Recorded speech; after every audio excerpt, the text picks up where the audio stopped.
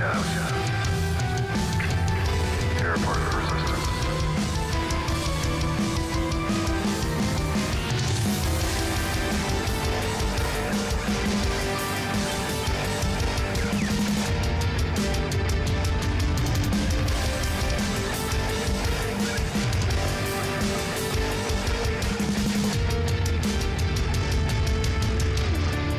Live from an airship shed somewhere in the United Kingdom, welcome to the Resistance broadcast.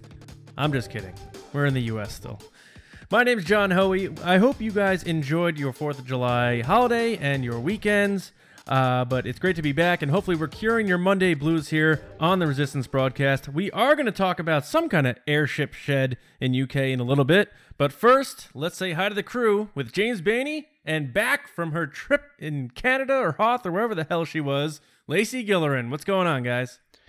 Hey, I'm glad to have Lacey back, actually. It was, I don't want to say annoyingly frustrating arguing against John the whole time, but What the hell? I don't know, let's say annoyingly, frustratingly hard to argue with John the whole time. Do you guys know what today is, though? That's a better way to put it. Do you guys know what today is? Today is July 9th. Today Monday. is Jimmy Schmidt's, Bail Organa himself's birthday. Now, is it Jimmy Schmidt or Jimmy Smits? Jimmy Schmidt is what I've always said. It's Smits. It's Smits. All right. Yeah. At least you knew his birthday, though, so good for you. James, you always have the most random stuff to share at the beginning of these episodes, and I always follow it with, what is happening? But I'm super excited to be back. Guys, I missed you. Reunited, and it feels so good. So good. Yes. Welcome back. So I'm sure that you guys didn't talk about Kylo at all, so get ready for lots of Kylo. Yeah, we did, and we did. But did you talk about him shirtless, though? No, we talked about puppy dog eyes, though. Oh, his puppy eyes. Soft boy. That's He's sad. so soft. Yeah. But we were fair. We did resistance transmissions about that, and we took answers from all angles possible. So we covered How the whole dare you spectrum. answer questions about Kylo without me? I'm offended. We didn't. The resistance did. So got you there. I'm quitting the podcast. Ooh. All right. Live auditions here at the Airshed in the UK. Hey, new voice on the podcast. All right. So, guys, it's great to be back. It's Monday, but we're going to talk Star Wars and get through this thing. So let's kick it off with some poll results. What do you say? Mm-hmm. Yeah. Yeah. All right. So we saw a lot of fireworks and celebration at the end of Return of the Jedi. Now, in the theme of the 4th of July here in the U.S., what planet would you want to party on to celebrate the destruction of the Empire? And we gave you some choices, and obviously gave you a choice to kind of say your own planet. But here are the results. 23% of you said you wanted to be on Coruscant, partying it up in the big cities on Coruscant, the lights, the cars, the glamour, whatever. And but that was the losing vote of the three choices. 33% said right there in Endor, the forest moon with the Ewoks, smoking the peace pipe, banging on the stormtrooper helmets, doing your thing with all our cast of characters that we love. 35%, the high vote was Naboo. I was shocked about that, actually. So they wanted to be on Naboo back to prequel style. I picked celebrating Naboo. the end of the Empire. Yeah, I picked Naboo too. 9% said other, and they filtered in with their all different choices. One person said Mustafar because there'd probably be good barbecue. So I thought that was funny. Who said that? I don't know. I don't know because they didn't get enough likes to be the best comment, unfortunately. But I like that one. I'll have to try and go back and see who did, but that was funny. You But said the best Endor, comment, John? You said? The winning vote was Naboo. No, No, I what said did you say? Yeah, what did you say? I think I said Endor. Yeah, that was my choice. So James and I are on Naboo, partying it up. Mm-hmm. I just wanted to hang out with like Wicket and just pass the pipe back and forth and be like, "Yeah, we did it! All right, man, yeah." But what are you gonna do? Yeah, what are you gonna Now, do? our best comment went to the Separatist Army at Separatist Army, and they said Endor because the Ewoks are the ultimate party animals. And I guess you can I guess you That's could a say fair that. argument to make. Yeah. Yeah. They're also hackers now, too. They're hackers, yeah. Yeah. And they eat humans. Let's not forget that. Yeah. John, they'd probably roast you. I know. Like a comedy roast? Like no, we like love you, they'd so we're gonna roast make you. fun of Like you they'd for... party and they'd be like roasting you. Like a Like Justin literally Bieber roasting roast. me? No, like literally on a Like rotisserie Comedy thing. Central presents the roast of Donald Trump. You're picking the worst roasts ever. Justin Bieber and Donald Trump. Like James Bainey Oh, watches the worst James. roasts ever. James. who's the like traditional roast master guy? Jeff Ross? Jeffrey Ross. That's it. Yeah. Is that what I you're wanna saying, roast Lacey? James Bainey. Like, I'm trying to understand what you mean when you say they would roast him. I'm saying they would eat him like they were about to eat Han Solo and everybody else in Return Yeah. of the Jedi. Like, I mean, quite like literally tell like a roasted. sick joke, and you'd be like, "Oh, you got eaten alive by that joke." Nope. James, All right. you're going to make me quit the podcast. Jeez. You already put in your 2 James. weeks at the beginning of this podcast. I know. Let's see how many times I quit this podcast. Well, before we do that, let's get into our news segment that we now call the Resistance Report. So what's going on this week, James? It's the Resistance. All right, this week in the Star Wars news, we got some evidence, I guess you could say, that Episode 9 is actually going to be returning to a familiar location known as the Cardington Airship Sheds to film some scenes. Now, this particular location has been used in a few notable films, but most notable for Star Wars fans would be the original 1977 Star Wars and the more recent Rogue One. We do know that the location was specifically used in Rogue One to shoot the Yavin 4 scenes, which then points to the likelihood that it probably was used for the Yavin 4 scenes in the original as well. So we may be able to speculate on that. There's no like actual physical evidence that there's things there or props. We don't have anything like that. We just kind of know that it's going to be taking place in this location. But let's talk about it, guys. What do you think, John? What do you think about this location being returned to? It's I guess familiar territory. On the face value, it doesn't seem like that big of a deal because you're like you've been saying, there's no physical evidence there yet. But someone had messaged us directly who knew one of our writers, Patrick, and he kind of shed light on it that he heard from multiple people that it is going to be happening, and he heard it from several people who don't know each other. So that's always a good sign. But from there, like I don't think like J.J. Abrams is a tricky dude. It doesn't necessarily mean that we're going back to Yavin. It could because these airsheds are gigantic. Like the entire cityscape of the Narrows for Batman Begins was created inside the shed that they're going to be filming for Episode 9. So you got think about that, right? The Fantastic Beasts had like building city setups inside there. Dozens of movies have filmed there. So take that into consideration as well. It doesn't just have to be for a Yavin 4 type of thing. Sure. And also inside the shed protects you from, people in far away with high-speed cameras trying to sneak shots of X-Wings and stuff. Like, it's a good way to shield yourself by being enclosed in those sheds as well. I guarantee that's JJ's like first thing when he sits down planning. He's like, where can we go that nobody can see anything? Because of what happened, all those shots we saw on the Resistance base on Episode 7, I remember seeing like the Falcon and seeing like the X-Wing. People like, oh, the Falcon's definitely back. Yeah, because they couldn't hide it, yeah. So the way I look at it is JJ may be doing this thing where he's like, all right, so let's go back to this old location, but we'll film it for something completely different and just kind of like wink at people and be like, I know what's going on. I know what you guys are trying to do. That's my take on it. But either way, it's cool to see that they're going back OG style to round out this saga. So Lacey, do you agree with John? Do you think that that's likely that he's, in fact, not shooting Yavin 4 scenes there and he's just trying to mess with the fans a little? I don't think he's necessarily messing with people, but being secretive, like that's JJ's calling card. Like he loves keeping things close. I mean, we talked about this early on when I started the podcast where he gave fake leaks to all the actors and he knew if something got out into the news, who said it. It's such a Jack Nicholson, The Departed move, Yeah. I can't see... I don't know. I don't know if they'd go back to Yavin 4, so I can't see that happening, but I could see him using something that's covered so people can't see anything. I mean, things are going to leak no matter what. I mean, look at Solo. Stuff leaked off that set, too. Sure. But, yeah, I don't know if he's tricking people. I think he's just being secretive. He's just being JJ.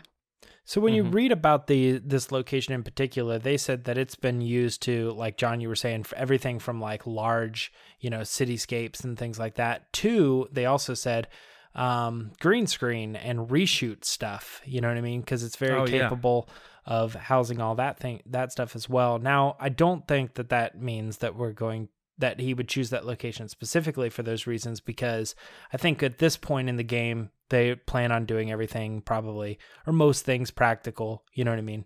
I think going back to this location right now would be like for green screen stuff would be like a last resort. Like, oh, well, we always got that really cool place that lets us do the green screen stuff, and it always works really well. But I think at this point in the game, if they're planning to go there, it's not necessarily for the reshoots, although it could, because they plan ahead their reshoots. But no, I think this is. I think it would be cool to see Yavin.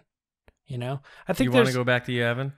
I mean, I don't necessarily want to go back to Yavin, but you lay it out like the original Star Wars was filmed here, and then they went back to this location to film the Yavin scenes for Rogue One just because it felt right and that worked out. So if he plans to go to Yavin, it's like, I don't know, it just feels like, and I don't know if there's like already props built there, maybe.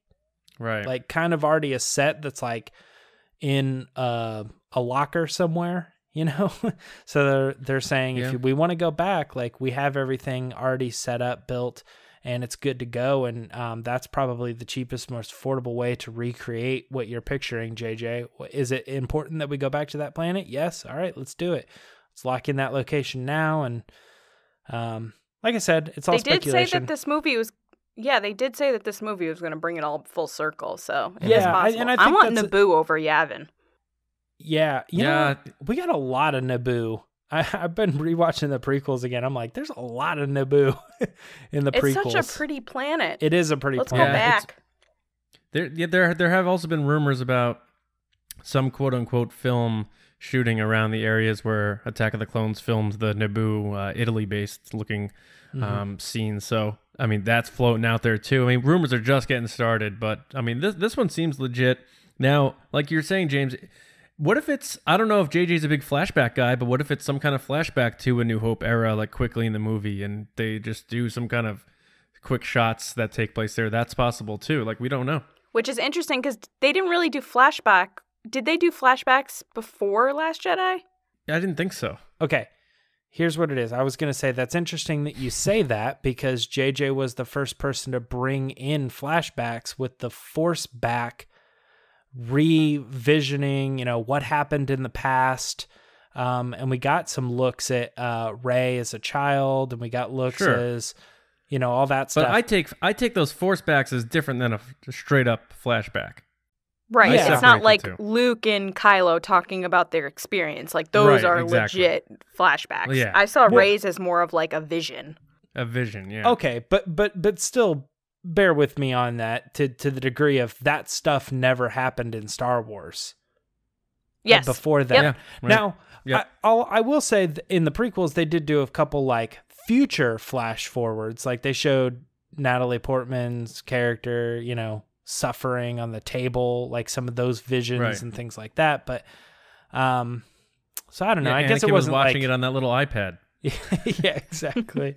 I got this little mobile device. No, he woke up shirtless and sweaty. Yeah.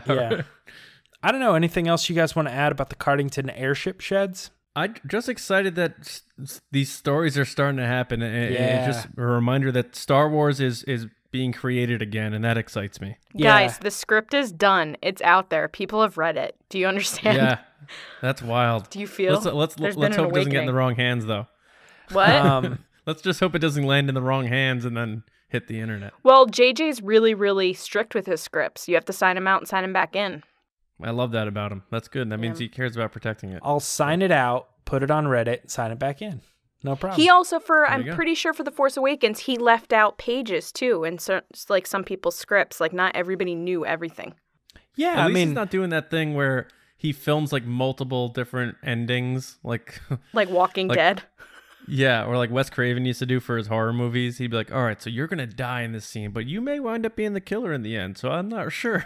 well, yeah, they've done that for a lot of different movies. I know they did that kind of stuff for Walking Dead as well too. They filmed multiple scenes with all the actors dying at the end of season 6 or beginning of season 6. Yeah, That's what I the just Negan said. thing. Did you really? Yeah. Yeah, The I Walking just Dead said like Walking specifically? The Dead. Walking Dead. Oh, I didn't hear you. Yeah. Yeah. It's all Um, good. It's all good. They shot everybody dying. Yeah. Yeah, they shot multiple scenes or different versions of it. Well, this way it's kind of good because if they film multiple takes for the end of Kylo Ren, for example, and How Lacey dare doesn't you. get the ending she wants, she can get the Lacey Gillerin cut, which shows Bendemption, if that doesn't Yeah. wind up being true, right? So there you go. If that is what's going to happen, because it is going to happen. If Bendemption doesn't happen, do you think there will be a petition to remake Episode 9 from like Reylo supporters? From me, No, from no, just people general- on the internet in general. the way Fan I feel base. about it is, no, I don't think that's the case. I think people will be sad, but I mean, my personal perspective is whatever the ending is what they wanted it to be. It's not my choice, so Yeah. I'm sure I'll love it no matter what. Lacey's like, hashtag Episode 9 awful. JJ Abrams sucks. Abe sucks. I love JJ. Do you guys want to go on vacation? I would love to go on vacation. Where should we go? Well, there's some new news coming out this week about Galaxy's Edge at the Disney parks. Does that In sound Canada? interesting at all? Yeah, in Canada. On Hoth? On Hoth? Yeah. I wish.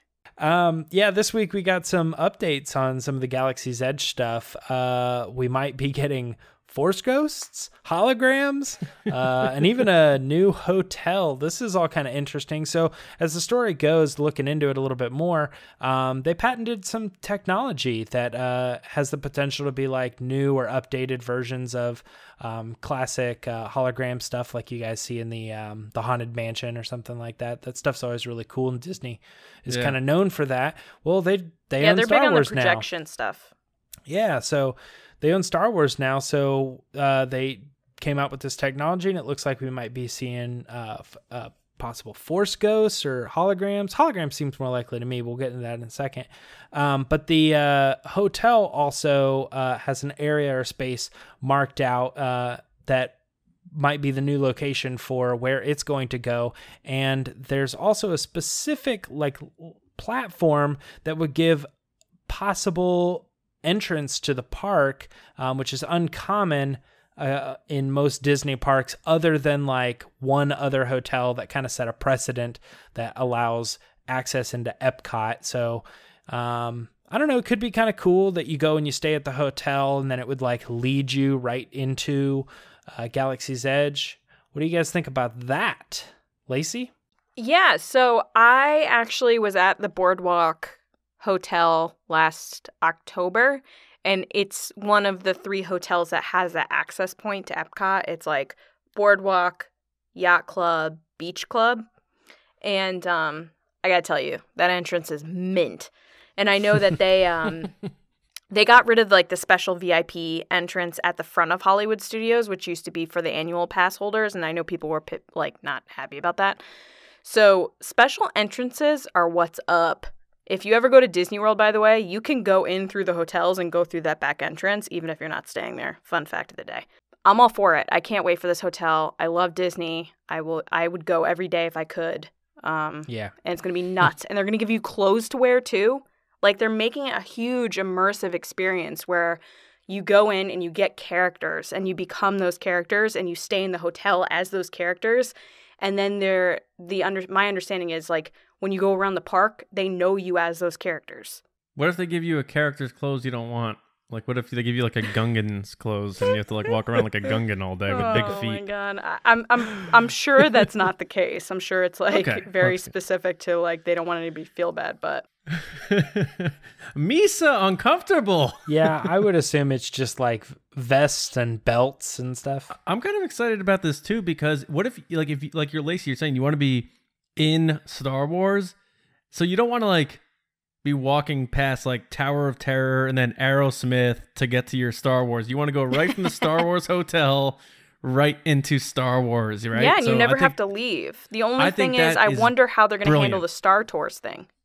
Oh, that maybe they'll do a little bridge or something that you walk across, or yeah, I don't know. I'm sure they'll figure it out, or they'll move Star Tours maybe. They might just move the entrance to Star Tours. No, they'll create a bridge or a back entrance so that you can, it's like the same thing, but on a smaller scale. No, actually, I noticed something today looking at some of the concept artwork that really actually got me excited. It's something I didn't notice before, but in one of the pictures, there's a little girl that has a hat that makes her head look like she's a Twi'lek. And I never noticed it before, but it just got me excited because I enjoy going to the Disney gift shops and stuff because they do things like that. Like you can buy like a fez or something that makes it's like, oh, you're Abu now or something, you know? Yeah. Like somehow they will take like one. Yeah, exactly. They'll take like one characteristic from something and you can buy it. And I just thought it was kind of cool because it might open the door for like all different versions of different aliens based on their characteristics, and you can buy these little hats and toys and outfits. And I mean, we've seen it like lightsabers and stuff, but all that stuff seems very surfacey of Star Wars. And now that this is Star Wars Land, you'd think that the shops would open up and deep dive a little bit more into some of the things that really make Star Wars, the world of Star Wars, the aesthetics and stuff. So I got pretty excited about that. One of the shops that they announced at the Galaxy's Edge panel that they had during Galactic Nights a couple months ago was that the first store they announced in Black Spire, which is the village that you go into, is a pet shop where you can buy like loth cats and stuff. Ooh. All right. Here, I have a question.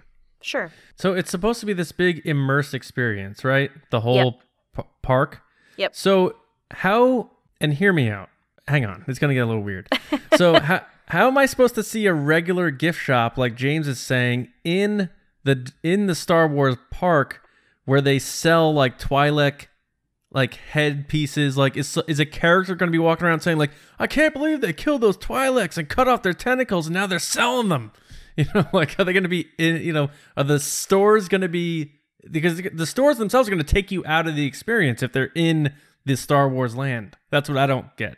I think you have to take it with a grain of salt, though, because it's not like every single person's going to want to get immersive with it. So, like, you stay in the hotel, it looks like you're in space, you sleep in space beds, like the windows are, you're looking into space. You probably go through this entrance if you want to be a part of the story, you are, and then if you're not, you're not. Yeah, I guess so. So I still have to be walking among like regular, normal, annoying touristy people. Yeah, but they probably have like some type of term for it, like muggles with Harry Potter or something like that. Ah, okay. I get on that. All right. So I was thinking too that normally I don't think you see the characters like in the store doing their thing. They're normally outside of the store. So when you enter the store, it becomes kind of a different like self-enclosed area. It's a safe place. But I would say that like outside of the store, I wouldn't be surprised if I was like somewhere around Pirates of the Caribbean and there's a pirate character going, you know, like, look at all the gold here. And, you know, it's like plastic gold or something. And that's kind of a way to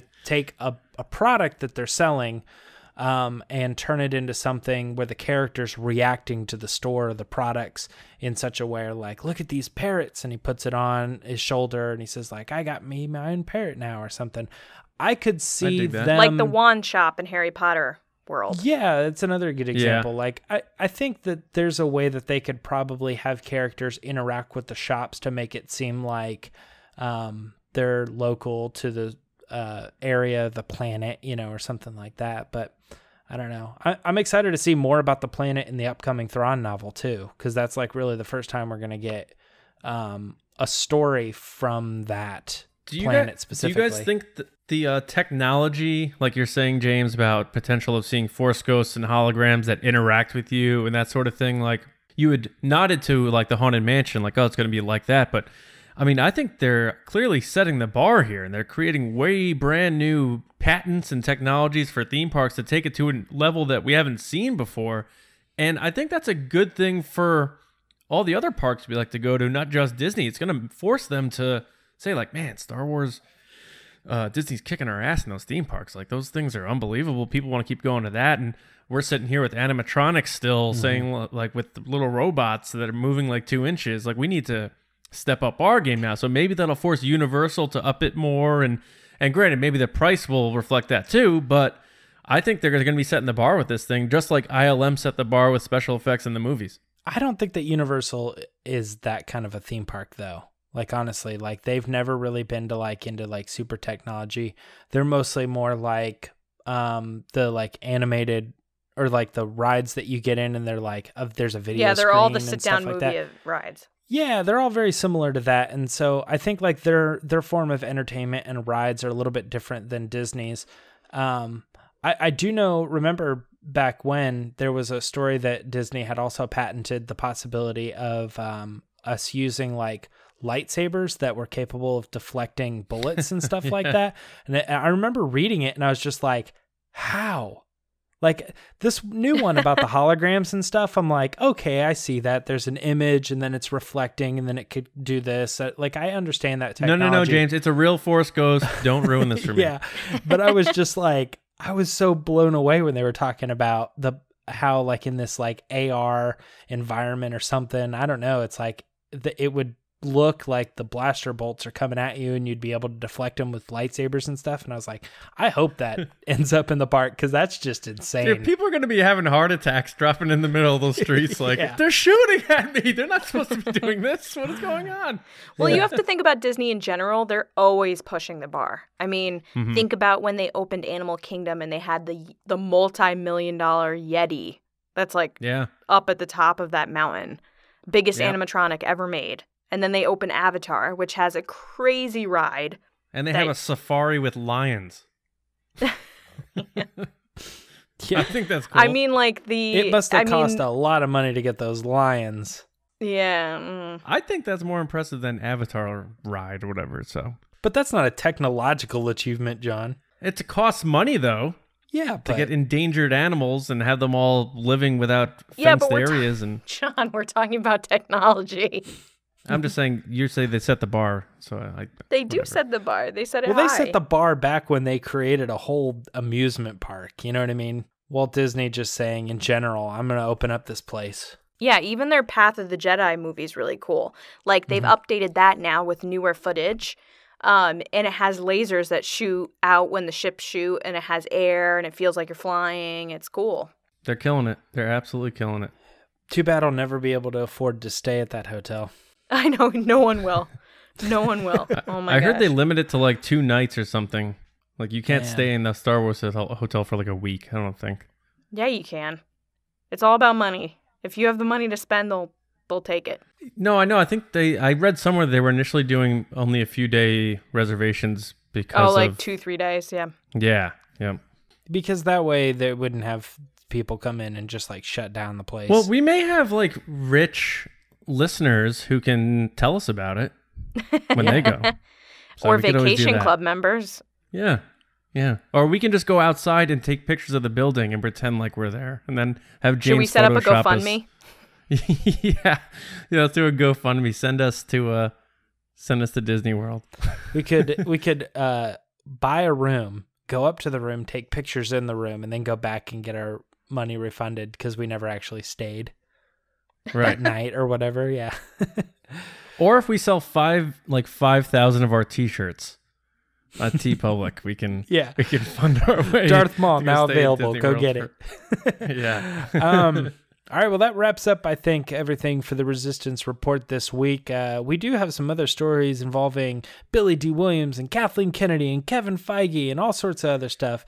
John, you want to take us on the Scoundrels rundown so we can get a little bit of info on each one of those stories? I was going to cancel my appearance on this rundown to make you think that I was going to be in episode 9, but I'm not. I'm doing the rundown, so punch it.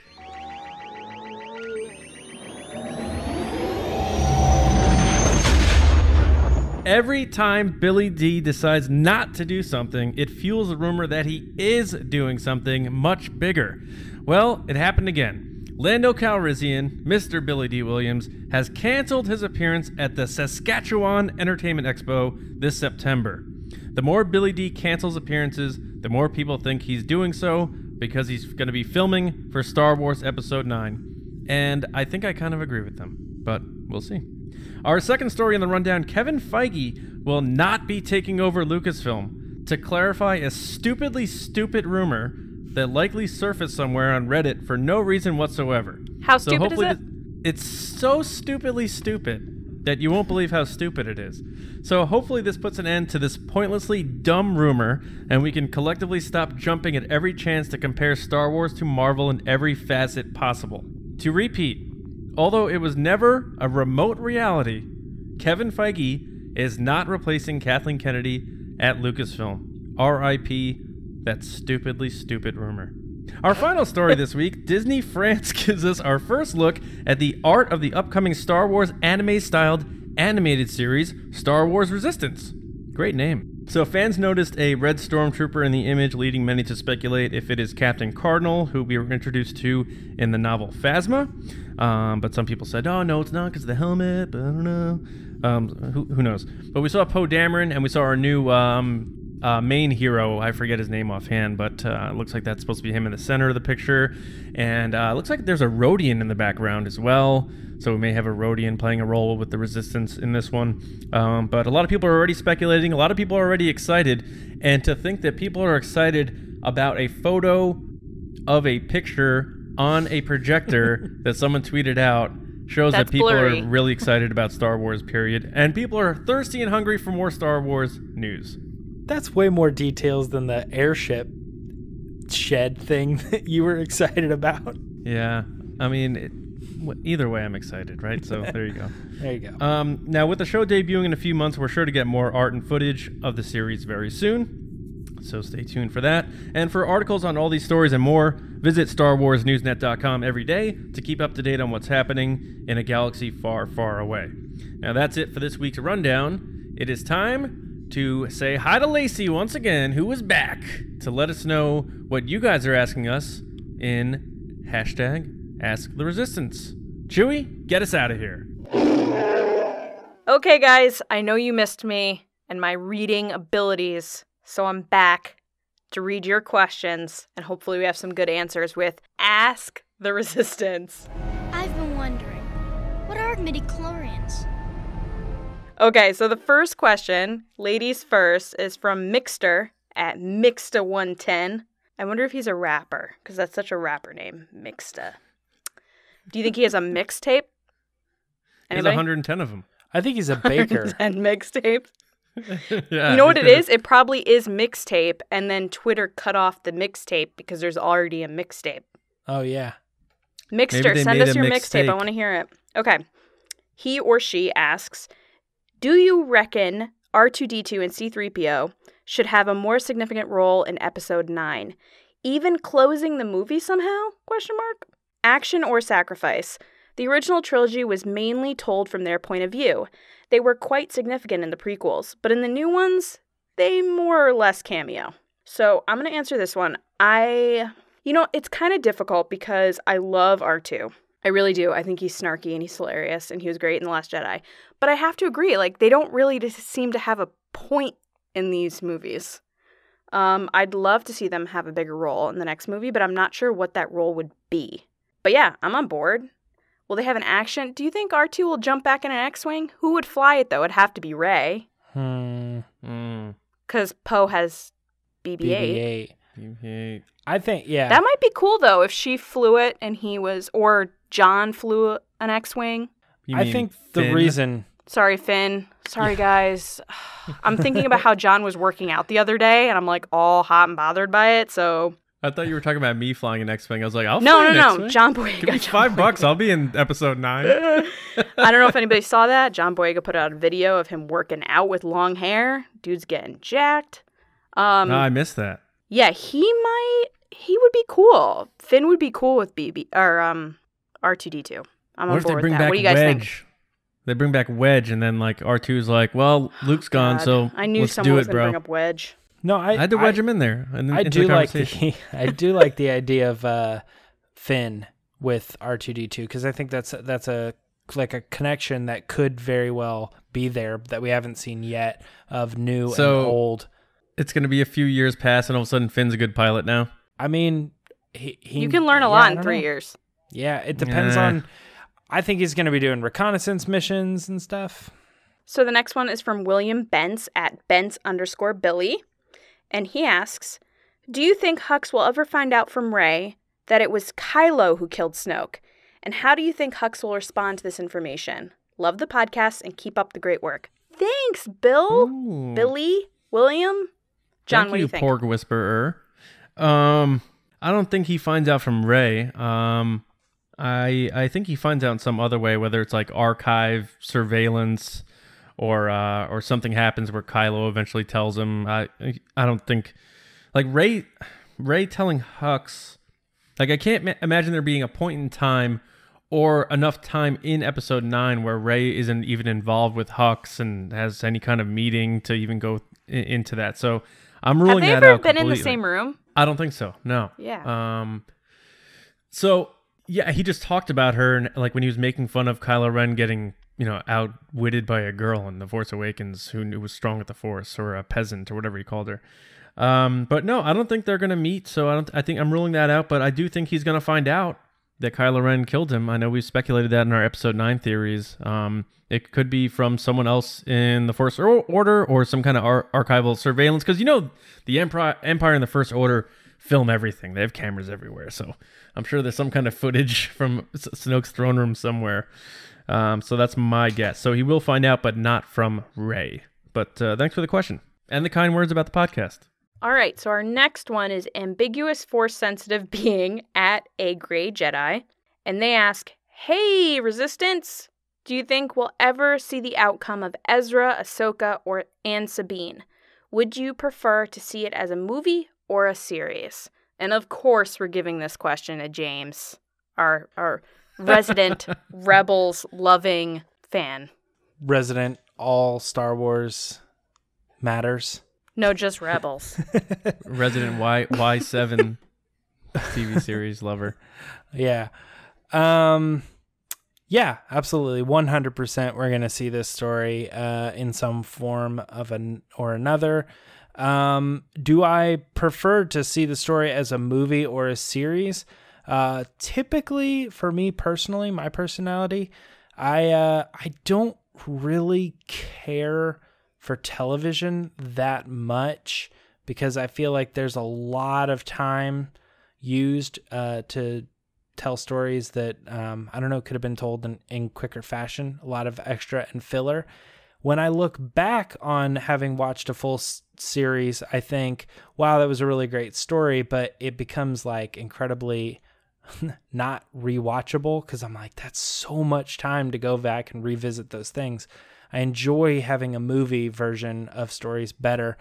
But I do think that because we love those characters so much that I think they would be treated the best way in a television series. But I think for me personally, I'd like to see it as a movie, but that's kind of, it's not unprecedented of Star Wars because they did a 2-hour animated movie, but I don't see them doing like a 2-hour animated movie in the near future, but I see them being like, yeah, let's do this, let's finish up the story this way or another. I don't know, maybe that's exactly it. They don't want to do another series with Ezra and Sabine and these characters, so they go, well, we'll do a 2-hour like wrap up to these characters. So that could be kind of cool. So I guess I would rather see it as a movie, but I think that it deserves the justice of seeing it done as a series. Let's put it that way. But we're definitely going to see what happens. The story is going to be told. They can't cliffhanger. How about a streaming much. Service movie? Yeah, that would be great. Maybe. That actually makes a lot of sense. So that could be a way that they could do it where they don't have to like put it in a theatrical situation, but they can just release it and have it be another reason to get people to sign up for the streaming service. Remember when everybody thought DJ was Ezra? Do you guys remember that? maybe Ezra was DJ. That was Everyone was one, like, it's Ezra. No, it's not. So, James, what would you want if they made a Rebels movie to end the whole series? What would you want it to be called? I know I'm putting you on the spot here. Yeah. So this story, you're saying, what would I want it to be called? If it was the final telling of Rebels and they made a movie for the streaming service to end that story, like where you find out what happened to them and blah, blah, blah, what's it called? And you can't use the word dawn or anything else trendy about that sequels are named. Sunrise of Justice. No. I don't know. I think that making some sort of play on words of like end of rebellion or something like that could be kind of interesting. Or like some sort of like Rebels Forever or something. I don't know. Something that kind of just says like these are these stories, forever. but they're going to live on forever because their spirit is, I don't know, important to the Star Wars world or something. I don't know, some sort of indication. Star Wars of Rebels they live Eternal on forever. or something. Yeah, Rebel Eternal Ezra. Ezra is eternal. Have a good summer. Star Wars Rebels. Enjoy the lore. Enjoy the lore. All right. There you go. Final question from the real MVP, Scotty J. Rowe at the Scott J. Rowe. Scotty. Okay, and he says, what is your favorite new theme song of the sequel trilogy? You can only give one answer, James. Quickly. John, we'll start with you.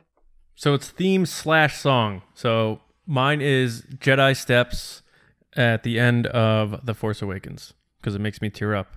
Solid. James. Probably the Kylo Ren 4 like notes.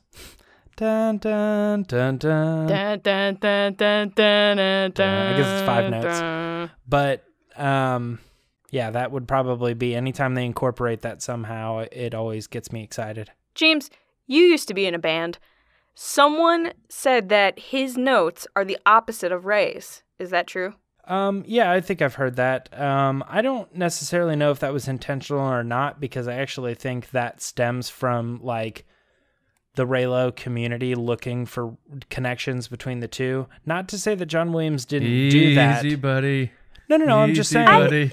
Sometimes people find coincidence and they find relations in things that aren't necessarily supposed to be there or intentional from the get-go. I think it's kind of an interesting coincidence that could be the case, but I don't think it was like I think John Williams planned it. Intended that way. You do? Yeah. I think this is one of those things that, like, yes, I completely agree with you, James, that sometimes people grasp for straws and look for different things to support their theories and their arguments and their ships or whatever. I think this is one of those things that John Williams is so good. He's so good at his job. He's the best of the best. Or he's 85 and he's like, all right, I wrote that theme. Let's just flip that around and give the theme to the other person. Just take that track, Tommy, and flip that thing around. Hey, John Williams, out. Like this is Star Wars. Well, I've written 6 Star Wars movies, opposite, and if there's one thing I know that fans will do, they'll write some sort of fake connection. And they'll make it think that I was genius enough to make that connection. Right, but they're back-to-back in songs, though. No, I think he definitely could have done that out of the whole balance thing. It's absolutely possible. Maybe not a romantic thing, but at the same time. No, yeah. Anyway, my favorite is definitely Rey's theme. It's my cell phone Yeah, there you go. ringtone. It's my alarm. It's basically the best song on the soundtrack. Lacey, let me ask you this. Because when I first saw The Force Awakens, I'm like, I can't wait for John Williams' new music. And then I see her sledding down the hill, and it's like with the flute. It's not, it's a xylophone. I was like, I don't like this. But now I'm like, yeah, Rey's theme. Can I just tell you, it wasn't even the part of her sliding down. It was when it built to her driving, and you see that shot where they do the pan from left to right with her on the speeder, and you see the crashed Imperial Star ship Destroyer. where it builds. Yep. That's the best song, hands down. And I like you're how right. he works it into the other songs. And Lacey, you're right. It is xylophones, It's xylophones and flute. So they Yeah, bong the the bells. part that you're talking about, though, like the ding, ding, ding. Yeah, you're right. Right. And the only reason I know that is because my little sister got a xylophone, and she used to play it all the time. So I know that sound in my nightmares. In your night, you love it so much, it's in your nightmares. No, that noise. The xylophone noise. She used to play it to like Kanye West's 808 and Heartbreaks. Oh my God. Well, anyway, those were some awesome questions. Thank you, everybody. If you want to be involved in the show, send us your questions via Twitter with hashtag AskTheResistance. I am disappointed there were no Kylo questions for me, so I'm hoping next week that will be different. John, back to you. Yeah, Lacey, actually, last week, James and I were talking about doing a whole episode on Ask the Resistance. Like, we go front to back and just answer, like, 20 questions or something like that. I just got so excited because I thought you were going to say we were talking and we were going to do a whole episode on Kylo Ren. We could probably do that, too, because people like Kylo Ren. I just got so excited, and then you were like, and I was like, womp, womp. We should do that. We should do a discussion. Kylo Ren, a Star Wars story. If we don't destroy each other before episode 9 comes out, we should do each week leading up to the movie coming out an episode on our Thursday discussions for each main character. I think that'd be cool. I'm talking about like Kylo, Rey, Poe, Finn, and that's pretty much it, right? Yeah, just the new main characters we have. I think we're just going with the live people who are going to be in episode 9. That's what I was thinking. So basically Kylo Ren.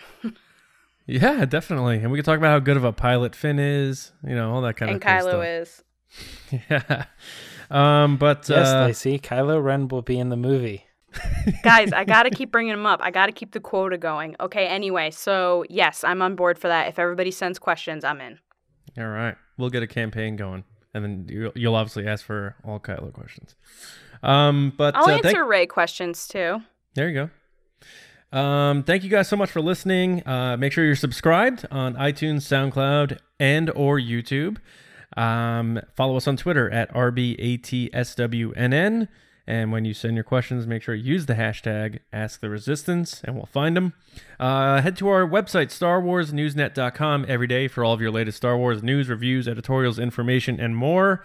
You guys can find me on Twitter at Johnny Hoey and writing and editing over at StarWarsNewsNet.com. James Bainey, where can people find you, you sly guy, you?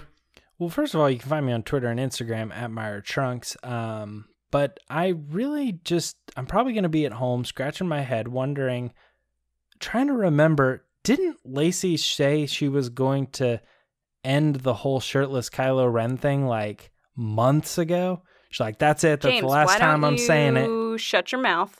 That's the last time I'm bringing it up.